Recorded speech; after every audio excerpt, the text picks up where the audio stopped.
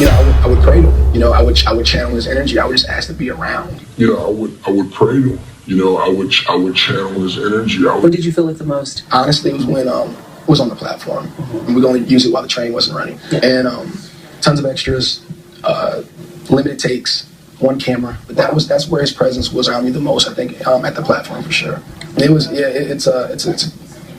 it's that weird, eerie feeling, but it was a good feeling. I don't think I could have done it without him. It was a good feeling. I don't think I could have done it without him.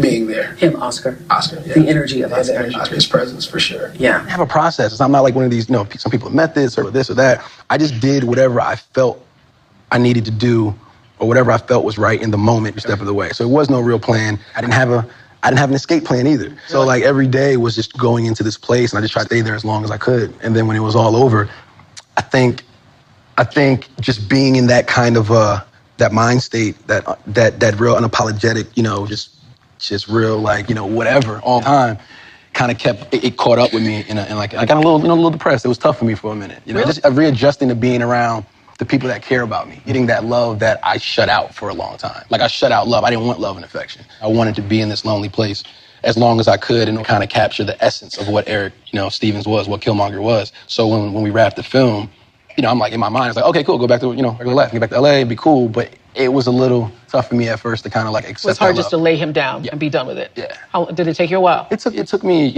I don't really know exactly when I came out of it, but, I went to therapy, I started talking to people, started unpacking a little bit. And your character, Annie, I just feel like she, I don't know, the way that she's the healer of the group. Could you talk a little bit about exactly what he told you as far as like what, sort of like indigenous and African and, former slave rituals that he was borrowing from when he sort of like crafted the mythology of your character? Hoodoo is a real practice, and we had a hoodoo consultant, and I spoke to hoodoo priestesses, so it is very much grounded and real and practiced, and I think he's really treated it with as much respect and honor as possible, because I do feel like the Western world media has kind of shown us like a really dark side of voodoo, and I didn't know it was such a healing, loving, spiritual, connected practice. I feel so empowered and inspired by the people I've met in my research.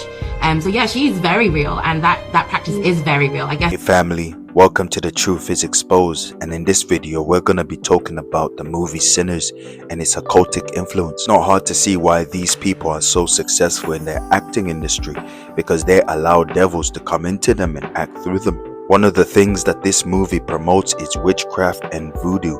One thing that's so shocking to me is when the actress is claiming that this is so spiritually good for other people, very empowering, very spiritually enlightening, making voodoo a good thing. As you already heard, they got voodoo consultants to help them in making this movie. And the very voodoo practices you're seeing in this movie are the very practices done in real life by real actual voodoo high priestess. This is Hollywood. Millions upon millions watch these types of movie and get influenced by them. Won't be surprised if millions upon millions who have watched this movie turn to practicing voodoo because of it.